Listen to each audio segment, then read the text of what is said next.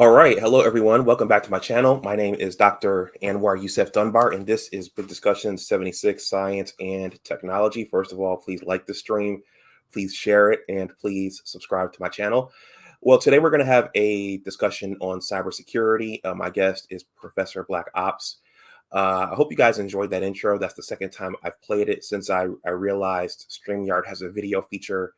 I figured that I could start to evolve the channel a little bit. And as I was listening to that, I was thinking I might want to, when I create more intros, I might need to adjust the sound levels because on my speakers, that bass was really boom, boom, boom, boom, boom, thumping. So, but if you look at the montage that I put together in that intro, I think it's representative of what I want to do with this channel, and that I want to turn it into a STEM hub. My backgrounds are in pharmacology and toxicology and the biological sciences and the biomedical sciences, but I want to definitely bring in other STEM practitioners from other fields and other parts of the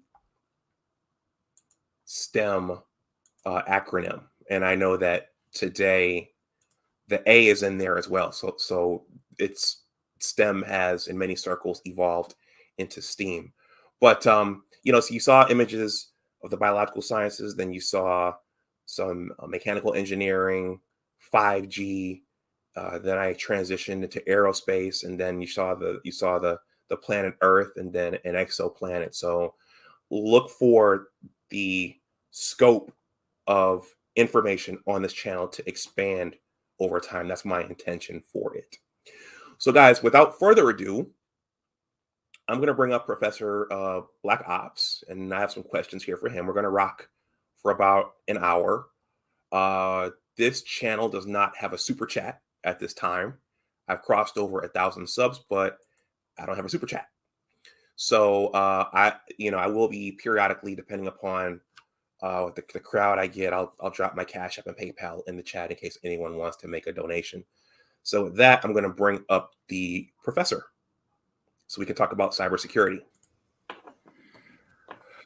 Professor BlackOps, happy Friday. What's going on?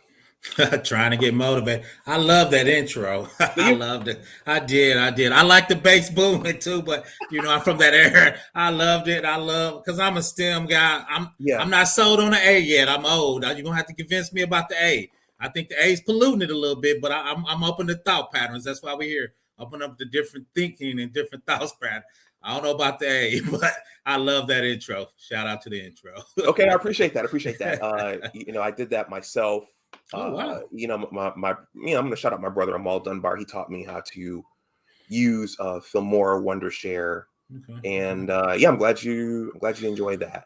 I did. I'm going to acknowledge two people in the chat before we get started. Tobias Frierson says, "I'm a brother in STEM. I would love to see more of us in technology, but many choose not to join this party." I think he meant this party or this thin party. I'm not sure what that I'm going thin parties now. A lot of us in there, but I'm guessing too, Doc. I'm guessing. Okay. Kalila Parrish Bailey says, "Thanks for the broadcast. I'll share it with my son. He's 21 and interested in cybersecurity." Thank you for stopping through, Kalila. And Keep It Techie has made an appearance in the chat. Thank you for stopping through, Keep It Techie, and thank you for the last collab. Shout out to Keep It Techie. He the one that brought me to the space. He was the first one to interview and got me started. So he definitely on my chart of love. So shout out to him. Wherever he goes, I go. Okay. Yeah, I remember you saying that in our discussion. Okay, let's jump in. Okay, we got engineering cannabis. Shout out BlackOps. All right. Definitely in my posse, man. Go ahead. Okay. All right. So the questions, you've seen the questions. So first question, and this might surprise everybody. Dude, how did you come up with the name Professor BlackOps? That is a gangster name, man. It's weird because, like my man said, the party was thin, and I'm kind of a jokey guy. Always been that way. So at work, I do a lot of security reviews, and I look at operations. So I said, I'm BlackOps. So this older white guy, we like the odd couple, he started calling himself White Ops. So after we did this, we introduced ourselves as Black Ops and White Ops. And one reason we do that a lot of times is when you do security reviews for big vendors and big government agencies, people get uptight. So I try to do that to kind of get, I'm Professor Black, I'm Black Ops. So, I kind of did it as a joke. Then he came in and this old white guy said he's White Ops. So because we review big companies to do cybersecurity coming in a government agency. That's how it went. So then when I started my YouTube channel, I'm a professor in real life. I don't have a PhD like my man. I teach at a local college, and I do have an MBA. So I will get into that later. So when I stand my chair, I'm like, I'm a professor and I'm Black Ops. So I just kind of put them together. So that's kind of how I came up with that name. Okay. All right. Yeah, it almost sounds like a name you would use as a gamer. Right. Playing Call of Duty or something. I don't know. Right. All right. So, in your YouTube channel, what's the name of your YouTube channel? Professor Black Ops. All right. Yeah.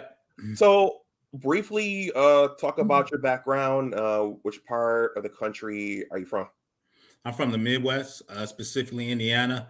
I'm old school. I came up traditionally. I got a bachelor's degree in computer science in 1990. I got my MBA in 1995. I started off as a junior programmer. I did a little COBOL. I'm so old. One of my subscribers called me. I actually showed him the tape machine that actually connects to a mainframe. He never seen one. He was calling me the Moses of computers because he's never seen a tape drive. Then I just started off as a junior programmer and I just worked my way up. 20 years ago, I started working for the Department of Defense. And when I was there, I was doing Java programming. I was a web administrator, DBA. Then they were getting hacked, so they brought in a specialist to teach us cybersecurity. So I learned that while I was working at DOD, and I did that for 10 years. Now I'm a consultant at a large state agency. So that's kind of it in a quick nutshell. So I've been in the actual computer game for 35 years. Okay. Did you always have the aptitude for, correct me if I'm wrong, information technology? Is that what this would fall under, or is this? Yeah. Oh, yeah. Okay. My first love is programming. Yeah, as a kid, I was just I'm the only child. My parents had me late in life at 40 and 53. So, and back then, people don't realize you woke up and watched cartoons, and all the cartoons I had, had like Super Friends had a supercomputer, then Batman had a supercomputer, then I started playing in the technology, and people used to fly in space. I actually started looking in astronomy. But, it's kind of hard to follow in astronomy. Then I started looking at robotics and technology. And when I was in high school, I was a high aptitude students, and they had a vocational school for programming. And I went over there and I just excelled at it. We did COBOL, RPG, PL1, and Fortran. Of course, none of that's being done today because all that's on mainframe. But I started off there and I killed him. And my teacher, he was just a weird guy, but we kind of connected. And he just showed me this big wad of money. I was about 16. He said, pay attention, you're going to get this. I need you to focus because you're excellent at it. So, and then I just kind of motivated me, and I just grinded. When I got in high school, when I got in college, since I was doing it in high school, what we were doing, I didn't realize was so advanced. I just was redoing the same thing in college. So I just excelled, and I just was off and running. I got my first junior programming job in 90 when it was a recession then. But once I got that job, I just been off and running ever since. So. Okay, so just staying in your early years for a moment. Folks, I see folks are coming in. Please definitely hit that like button, get the engagement up. Because this is, I'm happy to have guests like Professor Black Ops, and we need to build this out and get more of this. At the high school level, were you at a technical high school? Were you in some sort of coding camp or what? No. It was a hot mess. I was kind of born in the hood. That's when busing happened. So in the 7th grade, I was bused an hour away from my home in this white district. And the first day of school, they burned a cross in the front of the schoolyard. But the cool thing, though, is they had better technology and they had better school. Long story short, my mother had me at 40, so she was born in the 30s. My father's at 53. He was born in 1917. They picked cotton for real. So that little stuff they was doing at school wasn't gonna bother me. My parents was about that life, so I wasn't scared. I wasn't intimidated. But no, so I went there, and I found some friends, and they had great curriculum. So I just excelled in the curriculum. Some people didn't want me in class, but that's what I wanted to do, and my mama said that's what she wanted to do.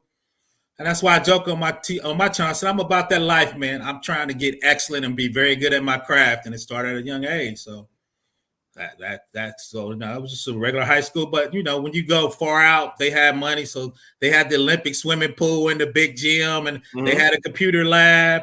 But you were like this before a computer lab. I'm so old, I had to take typing class. So I took a typing class. Long story short, he was the track coach. He taught me to take typing class to help me, but typing class helped me program because I can fully use all my fingers. But, So yeah, that's how I actually got started. So okay, last one. A student? Were you a student, or were you? No, I'm always the weird thing. I'm still this way today is I could get an A, but for me, the opportunity or cost of getting an A was too much. Like in programming class, if I documented, he would give me an A. But like, why am I going to write 300 letters of documentation? I'll get my B plus. I know what the programming is doing. Look, I see I offended you by the look on your face. You're like, what? I'm just kind of weird like that. I'm like, no, I'd rather just chill here and read my comic books than write these extra 300 lines of documentation. I know what it does. And the teacher looks at me always weird like that. What are you doing? I'm like, nah, dude, that's just opportunity cost. I'd rather eat a sandwich than do extra 300 lines of documentation that's not going to help my program. I know what it does. So I'm always kind of weird like that. Okay. All right. Well, I was talking to someone last night over on my original channel, and I think this might have come up, but some of the most brilliant people, the A grades don't necessarily translate into brilliance and creativity. So some of our, inventors and innovators and starters of our major corporations, they weren't necessarily A students. So I think that's fascinating how people move through their educational path and end up on the other side. Well, I'm going to interrupt you. I think the big path in there is the class I wanted to study. Like I wanted to be computer, so my math was good. Of course, my computer stuff was good, but other stuff didn't excite me. It didn't wow me. So for me, it's like if I get a C plus or B minus, I'm good. That's not really what I want to do, and that's why people, when I went to got my master's, I got straight A's because number one, I was older, but it was something I wanted to do. Right. So I think that's one thing. And shout out to the lady. I'm trying to figure out how to teach a middle school Python and make it exciting for them for something they want to do. They might want to do a robot or do a character, but when you get people, especially kids inside it, they get motivated. That's why when you go on a basketball court, you see kids 5'3" on a basketball court for 8 hours. I'm like, dude, your daddy 5'7", you ain't gonna make it. But if you could take that and move that to IT, or shout out to engineering cannabis, AI, machine learning, artificial intelligence. If you take that 6 hours on a basketball court, doctor, you know that if you just took a little of that and put that into a STEM, you'll be wealthy, young man. You will be wealthy. Yeah, that's right. Hence the importance of us getting these messages out and us being visible. So everyone, keep sharing your network. So let's move on. So talk about your training. What's your actual training in? Do you have the same skill sets as Keep It Techie, or are you in a totally different? Well, the weird thing is IT builds on each other. So as a junior programmer, I got some skills and I became a senior. Then I started doing databases. Then I started doing Linux. Then I started doing cybersecurity. But each one of those skills stack on each other. So I'm good at cybersecurity because I did a programming, so I know what I need to look at in programming. Keep It Techie is a Linux specialist. So I know the security things I need to put on a Linux operating system, right? Me and engineering Candace been talking about how do you lock down robotics, machine learning, artificial intelligence. Some of these algorithms are hurting people of color because they reinforcing the same stereotypes that we're supposed to break. But the AI is just reinforcing them. Like red lighting. If you in a red line district and the AI says you in red lining, and just because you're in redlining, you can't get a good job because you like me, doctor, some industry's going to do a background check on you. But if your mama put the bills in your name when you were a teenager, your credit's going to be messed up, right? So the AI is going to reinforce that because you in that area, your mom messed you up. Oh, so it keep the artificial intelligence can reinforce bad algorithms. So we got to check on that from a computer security perspective, right? Okay. Right. So since I've been in the game for 35 years, I've done the majority of jobs, everything except what engineering cannabis, and I'm trying to get into that now. Artificial intelligence, machine learning, and robotics, because I'm trying to get some of that MetaVerse money. Mark Zuckerberg's open up to everybody. So okay, yeah, I've heard about that, but Mhm. I I've got so many projects going on, and I haven't been able Facts. to keep up on everything. Oh, fine. I'm trying to Whew. squeeze them in myself. Only 24 hours in a day. You know Man, what I you got to mean? make them So work. okay, so let's go back. So your training is in information technology. information technology, My, and just in a nutshell, because me and Keep It Techie we're talking Mhm. about this, and I'm learning as I'm going along Yeah. with you guys because I'm in the biomedical sciences. Facts. Information technology is learning different languages, Yeah. coding. Coding. It's like being a doctor, though. You can code, you can be a DBA and just do database stuff, get the database ready so the coders can write into it. Infrastructure, you can go in the cloud and get the cloud ready for them to spin up the database. So it's different segments in information technology. And you can specialize in each one of them, and they might not cross over. Like you can be a programmer, DBA, getting a database ready. I put infrastructure, keep it techy, spinning up the Linux system, make sure it's secure to put the database in. Then it's networking now. Everybody's got a network like the whole internet. So networking is a domain. There's a lot of technical domains that you can specialize in information technology. It's just not one domain. Okay, so it's an overarching discipline with many Yeah. disciplines. So underneath, right? Okay, so just briefly, for the layperson, some of your core, like for example, at the college level, some of your core courses, computer science. Yeah, computer science. Most of that deals was going to be programming, and like keep it techy. A lot of times you talk about what operating system you want to be in, Linux or Windows. So you do a little bit about that, but computer science mostly teaches you the fundamental of programming. And I'm old enough though where they teach you actually how to write an operating system, actually how to write a compiler. They don't even do that stuff anymore. My first program is similar. You were like this, Doc. I took a 9600 baud modem to connect to another 9600 baud modem that actually went through your telephone system that had the rotary dial. I used to tell people, don't pick up the phone because I'm working, right? You remember that. So those are the first programs I wrote. I tell people I'm pre-beeper. I've been in this for a long time. So I wrote up programs that would dial the actual rotary phone and connect. So two computers to connect to talk. That's before the internet and cable and always on. I'm before that life. So. Professor Black Ops, hold on for a second, all right? Yeah, no problem. Shout out. Let me send a shout out to the top while the doctor's working. Keep it up. You back? Oh. You think you're on mute still, Doc? You on mute?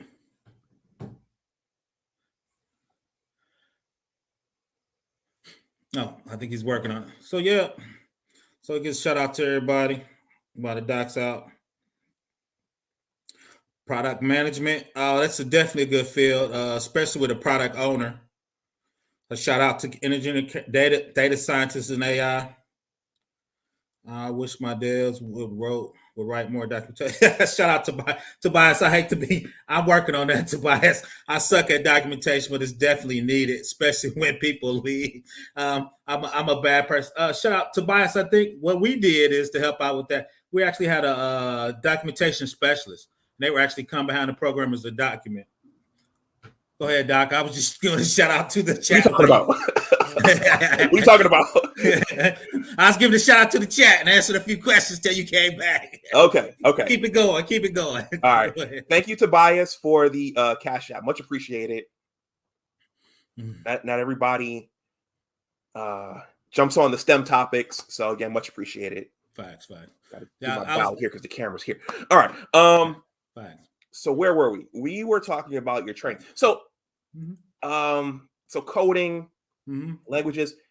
How much mathematics were in your training? Because mathematics are a barrier for some kids. Oh, facts. Too much math because I'm old school. Because to be computer science, they didn't know if you were going to do some kind of crazy network communication. So I had to take calculus 3. I could take the area tornado, and I never used it. And that's what killed everybody because there were 20 black people started when I first started, and only 3 of us made it because of mathematics. And the only thing I've done in mathematics is kind of at that level is actuarial science. And but most of the time I tell people I work with actuaries, but they give me the formula. They're not gonna let me do. They're not gonna let the programmer. They're gonna give me the formula for what they want me to calculate, right? So for the layperson, actuary, what does that mean? Actuary, I worked for a large Fortune 500 insurance company. One of the things they do, which you know, is they calculate when you're gonna die and different stuff when stuff gonna break. So part of the actuarial science is the math of you got high blood pressure, you ain't looking too good, you might make 71. This is how much premiums you need to pay into this policy so the company will make money. Correct me if you think I'm a little off, Dr. Dunbar. That's what I think of actuarial science. Okay. So it's like it's what your end user, it's your customer. In this instance, it sounds like an insurance. Yeah, it was an insurance company. So they calculate if you spoke, how much you need to pay on premium so they can make their money. So they're going to take your premiums, invest in them. They're going to calculate when you die, and that death premium is how much the company going to make. So they got to figure out that from actuarial format. So they take a lot of different statistics. Actuaries, I think it's a 10 test thing over 10 years for you to become an official actuary. I mean, it's crazy hard. Okay. So we're gonna stay just in the training just a few more minutes. No, I'm good. So is your because I want to spread awareness of the career, not just the career, but the training as well. So your career. So you said you have a bachelor's and a master's. Yeah. And your bachelor's is computer science. Computer science. And I have an MBA because I wanted to run the computer department when I got older. Okay. So that's why I got a master's, because you got to deal with budgets and peoples and future value of money if you're dealing with a startup and all kind of things. So I wanted that training too, because at first I wanted to be a quant in the financial industry, which does financial calculations in the computers at lightning speed to make nickels on investments at a high level. So okay. So you went ahead and got some business training as well. Yeah, because I want to be a domain knowledge expert. Okay. That's awesome. Let's see. I'm going to highlight this comment from Engineering Cannabis. He says, actuaries build mathematical models and predictive models for insurance. Facts. Okay. All right. So that's your training. Mm-hmm. How did you choose the field of cybersecurity? Once again, when I was at DOD, they brought people in to just teach us cybersecurity. So I was a web admin and an application manager of about 400 virtual machines, like Kibiteki said, Linux. And they were like, China's trying to hack us in Russia. So we need to show you how to lock this down to be DOD certified. It's called FISMA. It's a DOD agency that handles DOD computers. So they came out and trained us how to lock down those machines so we couldn't get hacked. Okay. So you got the training at the DOD. Mm-hmm, mm-hmm. Okay, that's how you got into the field. Okay, so the other countries, you saw the questions. We're going to get into I did. A little bit later. We could jump there if you want to do it. We could go no. For understanding, because for frame of reference, my knowledge of cybersecurity is my discussion with Gabe A. Facts. He's an excellent guy. Okay, so can you talk about I didn't go back and rewatch the interview with Gabe. That was a year ago. But did you delete it? I was trying to find it. I couldn't find it. But go ahead. It's way in the back. Okay. I think it's got to still be up. You know, my channel got taken down and it got reinstated, fortunately. Okay. And I think it's got to still be there because there was nothing bad about what we were talking about. But I understood from his interview with me that he's a bit of a consultant for companies, and giving them recommendations on how to protect their operations. For example, I remember him using the example of a nuclear power plant. That's his undergraduate. I think he's a nuclear engineer, if I remember. Okay. Well, but go ahead. We'll talk about the differences between your realm of cybersecurity versus his. Okay. The realm is the same. If I remember, and like I said, I've only talked to Gabe A a couple times. Gabe A is red team offensive attacks. So Gabe A's thing is he's going to attack you, figure out how to hack you, then tell you how to close those holes. So there's probably 6 color teams, but the 3 main ones is red team. I'm gonna get into your organization and hack you and steal your information. So Gabe A, I believe, is a penetration tester and red team. They're gonna come in, figure out how to hack you, figure out your holes, and tell you how to close them. Right.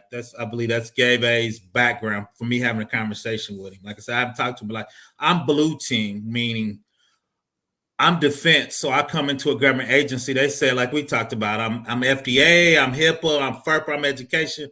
I look up their compliance checks. I harden the machines to match that compliance checks. Because a lot of times those people are getting federal money or government money. So a government agency is going to come in and do an audit of them or scan them. So I secure them on blue team, right? And I lock those down. So how the blue team and the red team work together is as I lock it down and I say it's good, Gabe A is going to try to break in and see if he can get in my hardening skills to see if it'll work. And anything he finds hardening, for me, is called a finding. And that finding, I got to figure out how to fix, right? So we're on the opposite side, but we work together, right? So I'm a harden it. Say you pass the compliance, then he's going to try to do an offensive attack to figure out if he can do a penetration test or red team and break in and steal the information, right? So then he'll give me that list of findings and I will fix them. But those are two separate sides of cybersecurity. Okay, so red team and blue team, is that a common? Yes, it's very common. Are those common terms in the cybersecurity? Yeah, if you Google red team and blue team, they come, especially red team. I get mad at red team because those are the sexy guys. Those are the ones you see in a movie. They're gonna hack in with the evil guy and save something. You see the nerds like me. We got the pocket protectors like John Sally on cyber. We look nerdy with the big thick glasses. So now red team is the hackers. They always look good. If you remember Sword Fist with John Travolta, if you kind of that was the hacker, right? He looked cool. He was breaking in computers, right? I'm blue team. We look nerdy, but those are very common terms. If you Google red team, it'll come up. This red team cybersecurity. They'll sell you stuff. There's a ton of products. I think you're doing it now. You see it come up. It'll come up and just flush with stuff. Okay, so I got a picture that I think people are gonna laugh at this. This picture makes me laugh. I did a end of the summer stream on what the dark web is over on my original channel, and this is the picture that I used. I think this is your stereotypical red team guy, right? This is the guy sitting in his basement. In his basement with the hoodie on, with the hood and the Harlan Sanders mask on, trying to hack into something. Yeah, you got the anonymous mask on. The only thing he's missing is some Mountain Dew and some potato chips. You know. Okay. That's all. Yeah, but that's it. So that's the typical red team guy in the back, and they're trying to attack. So what Gary Bates does, his team tries to replicate those attacks before you get attacked by him, right? So for all the big consulting companies sell that service, red team offensive attacks. And there's products out there. So I think that's what Gabe was. He just got promoted to a manager's role. Shout out to Gabe. He's got me thinking differently because I've always been kind of shying away from management a little bit. So shout out to him. I'm going to read some comments here. Mm-hmm. And then I think I have one or two more questions. But let me read some of these comments and you can respond to them. Mm-hmm. Let's see. Tobias says, I've worked as a PM and PO. Okay. That's project manager and product owner. Those are people who are managing kind of the process and the procedure. I work with a ton of those goals. Go get that PMP so you can go get that 6 figures. Don't stop. Get the project management degree. Okay. Asriel the Daywalker says, I love this. Appreciate you being here. Good afternoon, Dr. Dunbar. Salute to Professor BlackOps. Why Not says, which top 3 cybersecurity companies do you see taking a strong hold in the industry? I will go, of course, Mandiant. The other thing is going to surprise you. Microsoft is a world leader in cybersecurity. I will go Mandiant, Microsoft. I got to think about the third one. Archer, if you went to compliance. FireEye, if you went to virus protection. Those are different domains. So those probably would be the top 4 for different reasons for me. Okay. Asriel the Daywalker says, I'm in accounting, cannabis, and I was interested in doing actuarial science in about 5 years. Make sure your math's strong. Those guys get paid if you can get to the end, but those tests are brutal. Those tests are brutal. Engineering Cannabis says, Israel the Daywalker, go for it. Lots of exams. I'd rather be data science, no exams, and more money, but actuary, you can do it. I would put them together. I would be an actuarial data scientist, so I would put them together. But shout out to Engineering Cannabis. And that's the guy you need to bring on when you start doing the machine learning and all that good stuff, Doc. Okay, Engineering Cannabis. Let me show this. There are numerous ways to get in contact with me, and certainly the machine learning that's big right now. So guys, that's my email address right there in the second row. I know it's a mouthful. BigDiscuss76@bigwordsarepowerful.com. That's also my Twitter handle there at the bottom, and my Instagram as well. So Engineering Cannabis, you sound like the go-to guy for machine learning, so let's do it sometime soon. Machine learning, artificial intelligence, that's the AI. Guy. Okay. Azrael the Daywalker says, here's the thing though, Cannabis, I was looking at doing data engineering on the side. Overall, I just want to work remotely. Shout out to remote work. And he says, Black Ops, will you be at the conference in December? I think he's talking about the Manosphere conference. I didn't know there was a conference in December. In Atlanta. They're doing it. Atlanta. Ooh, I need to follow up. I need to get out of my house. I'm an old curmudgeon. I could get a ticket to Atlanta. I am not scheduled on the conference yet. I'm just gonna put that. I think Theo Waff is working with Obsidian and those guys. Okay. I'm gonna read one more. Let's see, 2 more. Why Not says, is there a particular chip company that's used more often than others? For example, NVIDIA and AMD. I'm not familiar with the chip game, to be honest. So I usually do Intel, but that's not the artificial intelligence chip. The only chips I really was concerned with was Apple making their own chips and Tesla were making their own chips. So I've been really getting into autonomous driving as the next big deal because I use a lot of artificial intelligence and machine learning to get track. So those companies creating their own chips for me were super interesting for the speed and the level of complexity they're trying to do with autonomous driving. Okay. Let's see, a few more. Azrael the Daywalker says, it's crazy how many Black men are in tech. If it wasn't for YouTube, I would have never known. I think that's incorrect. It's very few Black men in tech. The thing YouTube does is it gets us concentrated so we can go back, talk, help each other and build each other out. Real quick, when I was in trouble in my first internship, I was telling my people there was no Google. I had actually pulled manuals off a shelf and lay on my stomach because you couldn't Google your way out of it. I didn't have anybody to call. I'm just over there with the IBM mainframe manuals trying to read them and struggling. So this is the place to be. The docs here, I'm here in engineering, but cannabis, you can get a lot of help in the manosphere and YouTube when you get stuck nowadays. So there's no excuses not to try to get into the game. Okay. Azrael also says Theo Waff is doing an orientation on cloud computing on AWS, etc.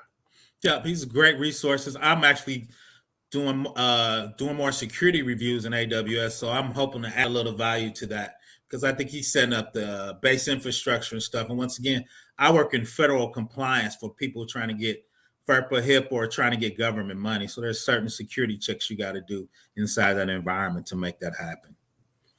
Okay.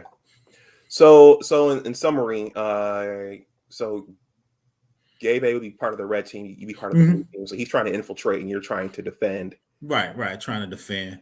And we work hand in hand. And I'm actually putting out a challenge to him and Alpha Cyber and Kenny Conjo. Those are the other guys in the red team. So I'm gonna set up some in AWS and I'm gonna throw down a challenge for them to come and get me. So I would get it up. Because two is when you educate, you do red team, then you do blue team separate, and they never talk. So in real world, if I'm good at protecting, then I should be able to block the red team, right? We shouldn't be running little labs. We should have this team sets it up and this team really attacks it, right? So then that way I can get young kids to come in and work with a red team, and I'm on blue team, and we can actually watch them attack, look in the logs and see if they're successful, look in the logs to see what happened, trying to see, and I can see what he's doing. If I see it allows quick enough, I might change my setup to block him, right? That's called real-time defense, right? And two is there's a lot of artificial intelligence inside AWS that's what they're doing behind the scenes for AWS when you spend that money. So that's one other thing I'm gonna talk about, probably collab with Engineering Cannabis. Shout out to him because he's always challenging me. We need the machine learning. I'm like, I hear you engineering. I'm gonna get to it. Like Doc said, it's only 24 hours a day. I'm adding an extra hour. But so yeah, Okay. some stuff in real life. Go ahead, Doc. Okay. So before we move to the last question, because I want to ask you about foreign countries hacking the United States and elections and servers and all kinds of things. But YouTube, please don't take this down. We're just talking science. Educational purposes. Yeah, educational purposes. They're policing all kinds of things. Facts. Can you? I want to kind of push the audience a little bit. Of course, the guys in the chat right now, they probably know this stuff called turkey. But can you just talk the language a little bit? What kinds of things would give us a simple example of what the red team might do to infiltrate a company or a server? Would they put a would they use some kind of malware? Would they go phishing? What would they do? All of that. So let's start with something real quick. I don't need to get to your server. I can just do a denial of service attack where I take 1,000 servers around the world and just send 1 million packets to your server. You can't handle that much traffic. You cannot operate. It's called availability. I didn't hack you, but you can't do business. So it's called denial of service attack, DDoS.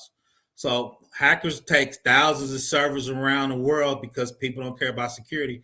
Dr. Dunbar, you got your new compound you about to market. I'm just gonna send 1,000 packets, so now your whole company can't operate because it's just too much information. That's called a denial of service attack. So It's like, so a lot of people get attacked at Christmas because a lot of companies make 80% of their money during Christmas. So if I shut down your web server, you're gonna pay me ransomware of $100,000 to stop that. I didn't even hack your box. I just sent a whole bunch of data to your web server. Okay.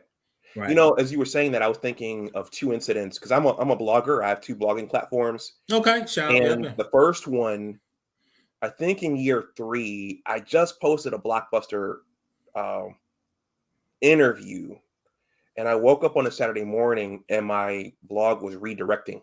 Yep. To someplace in Europe. Facts. Yeah. I was like, what the hell is going on here? Right. And GoDaddy said, well, some malware has gotten into your platform and it's redirecting to the UK, some website in the UK.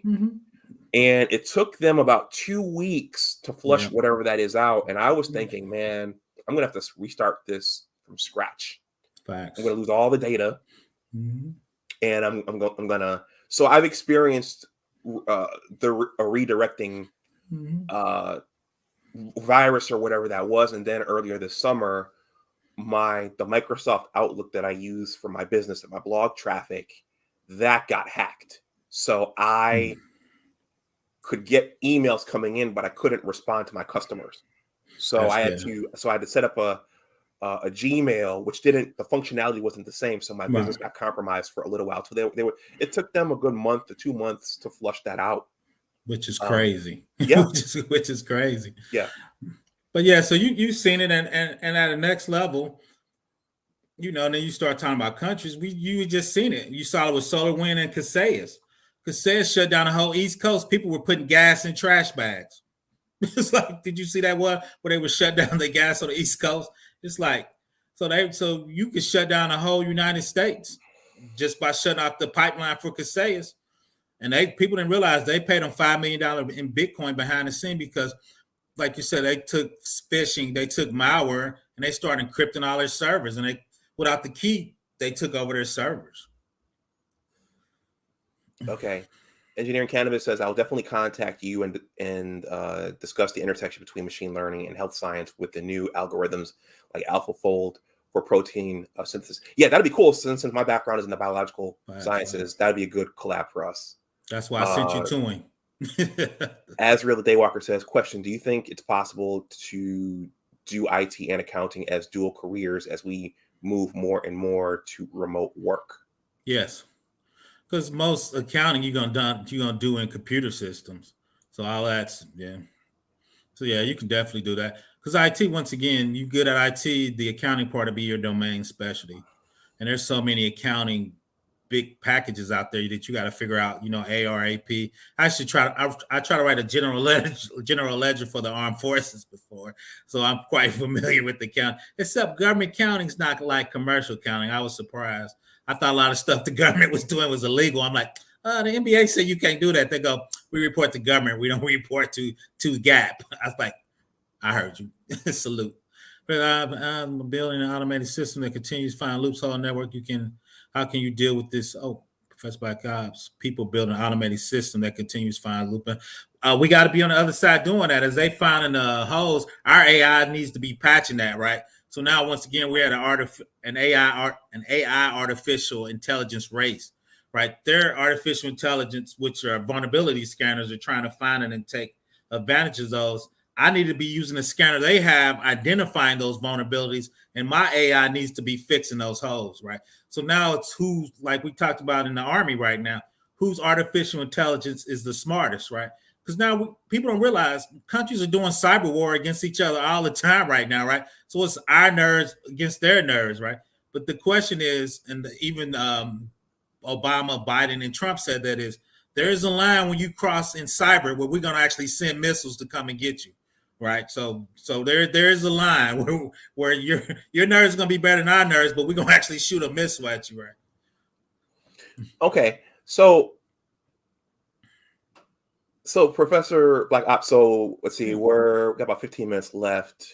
Okay, and if we go a little bit over, that's fine. I took the day off, so how long you want to go? I'm open. Okay. I done had my little lunch. I'm here for you. Whatever you want to do. Okay. I'm here for you. I'm technically, as they say at the bar, I'm double fisting right now. I won't say more than that.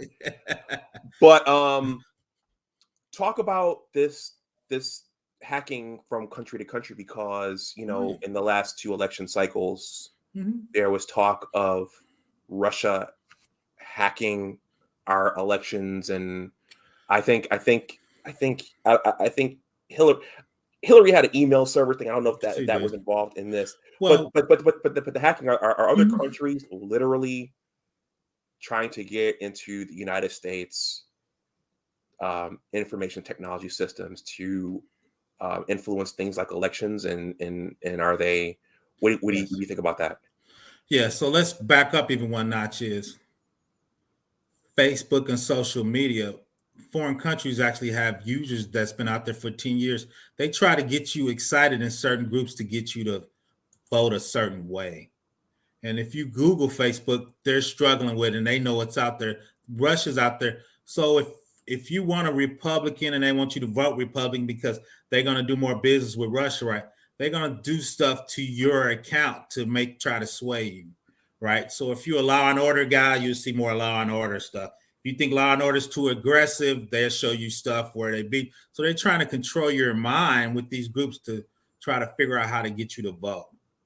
Right. So so when you see that, a lot of times you think people are posting stuff. It's not that person, it's another government. And don't be mistaken, the United States does this in other countries to get them to vote the way they want for their interests. Is that right? Oh yeah, 100% Google it. It's out there. Oh, we've been doing that stuff for years. So wow. Each country does it. So our hands aren't clean. We've been doing this for years. In the old days, though, without the internet, we would just send a let me be careful, green thing, and we would just take care of you with our special forces team. You can't do that anymore, right? So everybody's trying to be strategic. So yeah, we're trying to get our foreign operation and how we want them to vote, and they're trying to do the same to us. It's just not one way. We actually got caught hacking the president of England's cell phone with Pegasus. Why?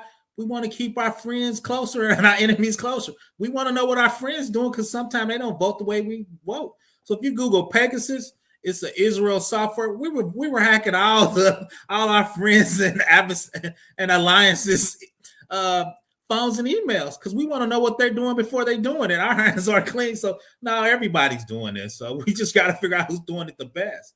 Okay, like once again, disclaimer: YouTube. This is for educational purposes only. This is educational purpose, for general education, career discussions, and science and technology discussions. So just FYI. Pegasus, Google Pegasus, people, it'll come up. And so I guess what I was getting at is Mhm. in terms of career opportunities, uh, our our government needs professionals who are trained in cybersecurity to ward off foreign attacks, Yeah, cyber attacks. the problem with that is the government can't afford those people. So those people end up like Gabe A goes work for Price Waterhouse, and the government uh, sends out RFPs and RFI to get those countries. Because what happens is, and I don't know if Keep It Tech is in there, when you get those guys trained, there's not enough federal. The federal bans aren't big enough. And I work at a state agency, and we have the same problem. Once we get a guy 3 years and we train him on Archer, Fire, and all these popular, the company's gonna hire him, pay him twice what the government gonna pay him. Now, don't get me wrong, careers are the best, but from a government standpoint, I've been at a government for 10 years and I've been a consultant. And the guy just offered me a full-time job. He looked me in my face. He goes, I know you can't take it, but I at least want to give you an offer. So, but you can get those skills, work for a big consulting company, I work for a Fortune 500 pharmaceutical company in IT. So, and every big company has a big IT shop. And every big company now, if you got a big IT shop and you got something valuable, you're going to need a cybersecurity team to help you protect it. Because you know what a good compound can make you, doctor. You know, if you got I'm gonna put this out there. I used to work for Eli Lilly. What was the schizophrenic compound they had? Started with a P. They made Wasn't Prozac, was it? Prozac. It was Prozac. I was there through the Prozac years. Secretaries were making $100,000. They made so much money. They gave everybody a 25% raise across the board for 4 years straight because they were printing money. Okay. So I mean, so you know, with a good compound, you can make killer money on that stuff. So it was ungodly. But yeah, cybersecurity, there's a 500,000 open jobs. We got to figure out how to get them trained to get past the gatekeepers. Once again, there's a ton of domains. Even if it's not cybersecurity, shout out to engineering, cannabis, AI, machine learning, robotics, Linux. There's just so many ways to get in IT. Cybersecurity is just one of them. Okay. So we're at about 53 minutes. What I know you discussed your training, but today in 2021, what does someone need to get trained in to work in cybersecurity? I would do the CompTIA Big Three, Network Plus, A Plus, and there's Cybersecurity Plus. Are those majors, or are those languages? Are those are certifications? Certifications. Certifications. Okay. I think you can get into the industry with those certifications, then have your job pay for your undergraduate degree. Okay. Most jobs, because you got to get you in the door. But I want you to be successful. I want you to be the director, vice president, run a company. You're going to need a degree to do that, right? So okay, now, go ahead. It's good that you said that, because in my discussion with Keep It Techie, we were talking about formal college degrees versus certifications, and someone contacted me afterwards and said, I don't know that it's a good idea that you guys are promoting just getting the certifications, or he was questioning just getting the certifications, and he said, our Indian and our white counterparts are getting the degrees, and they're going to be the ones running the companies and running the divisions. Fast. Okay. And that's still a healthy debate. I'm just telling people that's my version of it. And to be honest, over the last 10 years, Keep It Techie got me changing. Because to be honest, I was like, you got to have a degree because I'm old. So I'm changing, and my thought pattern's changing, right? So that's my way of what I think is best right now. You might just say straight certifications, but like you said, I think certification is going to get you in the door. But if you need to progress, because once you get in the door, they need your bodies. But as you start going up the pyramid, the doctor knows you're in competition with other people, right? So it's going to be your skill set. And if they're equal, then it's going to be what degrees you got, your soft skills. And two is HR is running your stuff through AI anyway. So you got to have the proper stuff to show up on your resume to get pulled up, even for internal promotions. Okay. And they'll be they'll be evaluating your certifications or your degree, or both. Both, because Oh, if me and you in competition, you got a certification and a degree, and we're pretty equal, they're gonna pick you because you have a degree. okay. Once you start getting in a senior position, especially when you start talking about director, VP, that type of stuff, it's gonna be your skill set and your degrees and certifications versus that person. Okay. So it sounds like, and I'm making this light bulb right now. The certification basically says that you're trained in this language or this form of coding, right? It says Or this you're up to discipline. date on this modern. This discipline, yes, I call Okay. it discipline because it could be coding, project management. There's so many things, operating system, databases. There's just so many different domains in IT. But that certification, and two, if you get in the government, you got to have a current certification. I think it's 8570. It says you got to have a certification in the domain you're working in. Okay. All right. I think that's all I've got in terms of questions. Okay. I will if some of you guys in the chat want to come up, I'll let this go an extra 10, maybe 15 minutes. If you're okay with that. I'm great with that. All right. If anyone wants to come up and say something, I'll let it go just a little bit longer. I want to chime in while we let it go a little longer. The top of the pyramid from cybersecurity too is now when your company's doing facial recognition, us as a country needs to vote on that. Are you okay with facial recognition? The police using it. People don't realize Ring doorbell. If you get the discount on there, your neighbor's Ring doorbell, when you walk in front of it, the pictures goes to the sheriff, right? So now your face is down at the sheriff because your neighbor got the discount for Ring doorbell. Are we cool with that in society? Right? So we got to start talking about artificial intelligence, making decisions, facial recognition, all these technologies, and how does it play and how does it help or hurt certain communities? Right. So I think those are some of the biggest thought patterns on that. Okay. So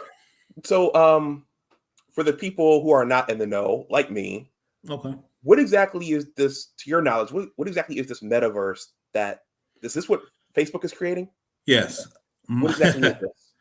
The metaverse basically is, if you ever played Second Life or my grandson plays Fortnite, you make an avatar, the character, and you're in this virtual reality world, right? More like the Jetsons, right?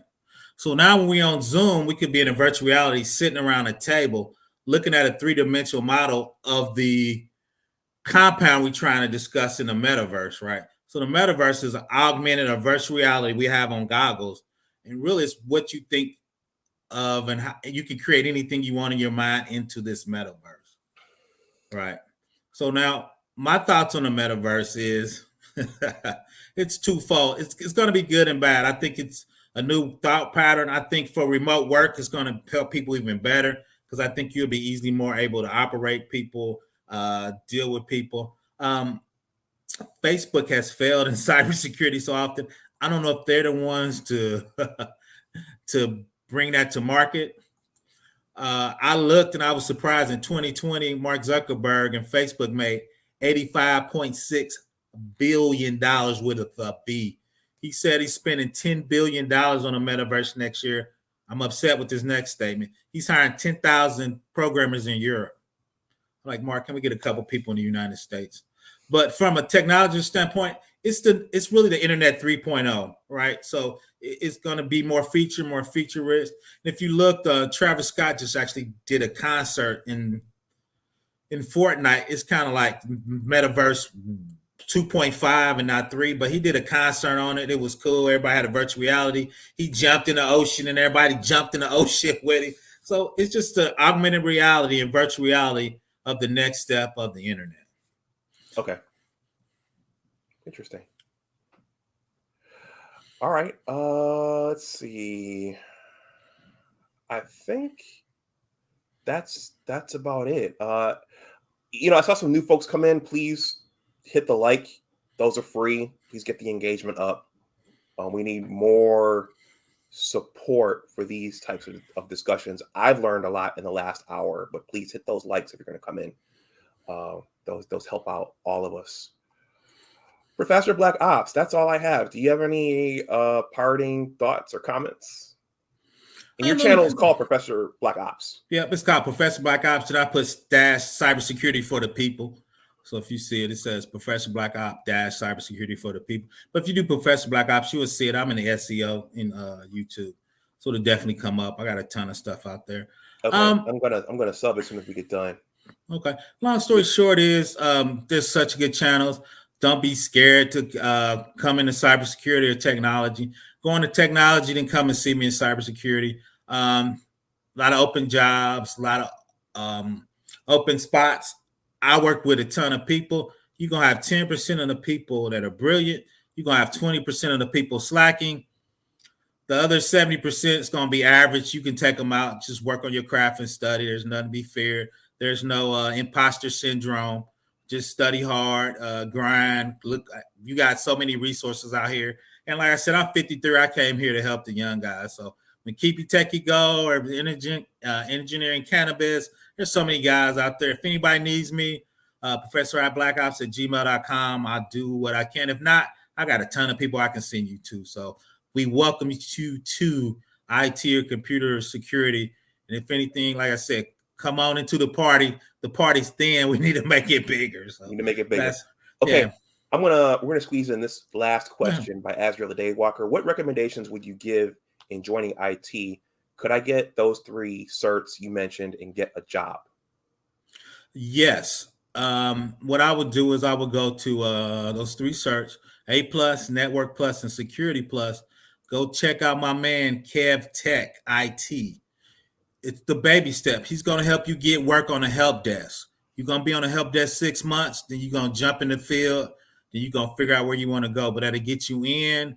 Kev Tech help desk is the easiest way. That's a sucky job, but you're going to get in and you're going to be helping people on tier 1 with their problems. And once you get in the company too, usually they got more training and people expect you to lead from help desk. But that's one of the easiest way to get in IT. And Kev Tech, all this stuff is no cost. Tech G is another one. He gives you free study guides on both of those and both of those 3 domains, Security Plus, Network Plus, and A Plus. So there's a lot of resources and a lot of technology. And yes, you will be able to get a job. And both of those guys help you with resume writing. They have a whole kind of curriculum they're building up. So I'm building the next level curriculum, but both of those has curriculum, study notes, mock interviews. So the manosphere is here to help you get into the game. Okay. All right. Well said. So with that, I think we'll go ahead and conclude. Professor Black Ops, thank you for coming on and talking about your experience and your expertise. And we'll have to do this again at some point. We'll do a whole panel with you guys. Yeah, bring Gay Baby. I'm looking for him now. The red team, looking for the red team. Red team and blue team. We need to get at it. So anytime. Just and 2, I'm definitely coming to your channel. So I'm one of those guys. I'm always coming up on the panel. So that's my life. So I really enjoyed it. And keep up the work, man. We need a PhD showing the way, man. Definitely need a PhD showing the way. Okay.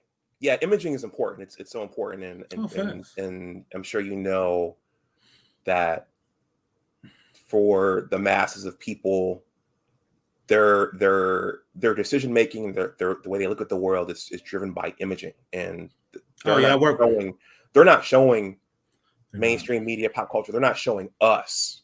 Facts. They're showing, Love and Hip Hop and those kinds of things. Black Ink Club, stuff like that. They're showing that, and kids are following that. Right. Instead of following us. Right. Yeah, 100%. Like I said, I work on people at work too to try to help on that imaging and try to get people to open the doors and make sure doors aren't getting shut. Or when people get in there, my job is to make sure they're okay and they're going to survive. So my colleagues be teasing me sometimes. So I'm very sure. So like young guys, young minorities, I walk up to them and be like, "Hey, this is me. If you need me, this is where I sit. If you get stuck," or because when you first get a job, sometimes just getting your time in or figuring out who to talk to, I'm like, just reach out to me and I'll take care of you. So, so I try to make sure people don't get stuck or get afraid or get imposter syndrome. So that's my job to make sure, they're okay. Really quickly, imposter syndrome, that came up I know. in an interview with a medical doctor who I hope to have on the channel at some point. Can you talk about imposter syndrome really quickly? Yeah, it's weird. I get that a lot on my channel. Imposter syndrome to me is you got a position or a spot that you don't know if you really deserve or qualified or think you should be there. And I always tell you, I work very seriously at my craft. So anything I get, I deserve to get. So there's no imposter syndrome. I'm not going to be scared because I did the work to be there. But I can understand if you're young. I'm old now, but I was that way when I was younger. So, and I've talked to guys in IT. They're like, "Oh, I don't know if I deserve it." Because when I went to DOD, I didn't have imposter syndrome, but I was nervous because I'm thinking these are the top dudes in the United States. Am I going to be smart enough? So I was studying. And I got there. I was like, man, 80% of these dudes are dumb as hell. They can't handle me. But before you go, you think it's Department of Defense. These guys, whatever. I got in there. I'm like, dude, these are just regular consultants that I've been in. So that's why I tell people, if you work on your craft, study, learn the newest techniques, get your certs, work on projects with other people. That's what I'm trying to get the Manifest Spirits to do is each person with their specialty. Can we get some projects people can help you do so they can actually see it done in real life? And that'll take care of a lot of imposter syndrome because you've done those techniques before. But that's it. To me, you're just nervous. You never been there. And two, let's be honest, sometimes I've been in IT and sometimes I'm the only one in the room because now I talk to CEOs and CIOs and CISOs. So I'm gonna be the only one in the room. So if you're not used to that, sometimes you could be that could throw you off in your confidence if if you're not used to that. Well, when there aren't a lot of you in a given field or a given office, you're kind of representing the entire race / ethnic group, and people are looking at you facts and saying, does he know what he's supposed to know? Yeah. Here because of affirmative action, and then you feel the burden to prove yourself. No. I mean, in my division, and some of that you get from home. Whenever I haven't gotten a promotion, my folks have said something to the effect of, you're being into that. So it's a lot. It is, but I flip it on them. I tell them though is you're 100% right. But when I walk in the room, of course people are going to try me. People are going to look at me, but I'm going to embarrass you because I'm going to really show you how smart I am. So people are begging for CISOs and those people to look at them. So when those people attack me when I walk in the room, I enjoy it because I'm going to show you I'm a bad man. I'm going to show you I'm very serious at my craft. I'm going to show you how smart I am. So don't shy away from it. Bring it because I'm going to show you. That's how you get promotions. That's how you look at it. And people go, wow, he answered all their questions. I have some of my white colleagues tell people, don't go in there and embarrass anybody today. I go, if they try me, big boss, they gonna get smashed. Because I expect you to try me now. I'm about that life, doc. So I don't shy away from it. I want you to try me because I'm going to show you how good I am. Okay. This last one, and this is the absolute cutoff. We'll do this for you. Why not? He says, what do you see 20 to 30 years from now in IT, considering the level of artificial intelligence and machine learning with machines possibly fixing themselves? Yes, that's a good question considering I'm pre-beeper. So what I've seen so far, what I've seen is the next level that, like the doctor said, we were talking about, you're going to be in a metaverse, you're going to be a character, you're going to be floating. Correct. You're not going to even see the underlying machines because the machines are going to be fixing themselves. So you're going to be using voice activation, face recognition. You're not going to need a password. You're going to talk, say something, and wave your fingerprint in the metaverse, and it's going to know who you are. Right. That's going to be the next thing. Right. You're not going to program. Right. You're going to put together 3 widgets that do those things, and your intellectual capital adding to those 3 widgets is going to be how you make money. Right. The doctors, we talk about chemicals. You're not going to mix the chemicals because you're going to say these formulas from these particular AIs, you put them together. And I think this is going to be the efficacy of that. Right. Because artificial intelligence now are trying to find drugs for people right behind the scenes. So all that together is how do you make those quicker? How do you make those faster? Right. And because people really don't program as much anymore, you put together widgets of web services and you take this account payable widget this is an account receivable widget, and I put this in a reporting widget, and you stitch those widgets together with like 20 lines of code. You don't have to write 3,000 lines of code anymore. So, and I think too is with autonomous trucks, self-driving cars, I think there's going to be in the next 20 or 30 years. So I think the way we operate as human beings are just going to be just totally different. Like, because like I said, if you tell me years ago when I had a beeper that you would have the power of a cell phone in your hand, I don't think I would imagine that 30 years ago. Okay. Why Not says, yes, MetaVerse. Please do a show just on MetaVerse. I don't know if he's talking to you or talking to me. I got a show on my channel. I did one on the MetaVerse. I'm trending. If you go to mine, it's on my download. A lot of people loved it. Just do a comment on it and we can chop it up about it. Yeah, I did a MetaVerse show. I'll probably do another one. So I talked about how it was created, the background from it, how I think we're going to make money at it. YouTube-like content is going to be on the MetaVerse. The doctor's going to be standing on a mountain as avatar. We're going to be down low. The doctor's going to touch the atom, and it's going to spread up, and he's going to be talking about the efficacy of drugs from compounds, right? Because it's going to open up from training. So we've been talking about how you're going to do training in the MetaVerse. Click on a hard drive, and the hard drive opens up. Then you can see the individual platters. You can click on that platter. It'll show you the binary representation of the PhD and his doctor name of how it's actually stored on the disk drive from the raw components. So we've been thinking about training for that in the MetaVerse and how to make money in the MetaVerse. But check out my video. So I chopped it up a little bit about that. Okay. All right, everyone. On that note, we're gonna. Is that the note, doctor? Yeah. We're gonna shut this down. Professor BlackOps, thank you for coming on and talking about your skill set and your experiences with regards to cybersecurity. Everyone, thank you who came and hung out in the chat. Look for more of these. I have a list of people that I want to bring on while making some of my own content as well in the form of pre-recorded videos. So everyone, if you're watching on the playback, please definitely hit that like button, get the engagement up. If you want to make a donation to the channel, that information is below in the description box. Please go over and sub Professor BlackOps' channel if you haven't. And with that, we're going to conclude this thing. Enjoy the rest of your Friday. Enjoy your weekend. And as always, remember that your attitude determines your altitude. Take care, and I will talk to you the next time. Bye-bye.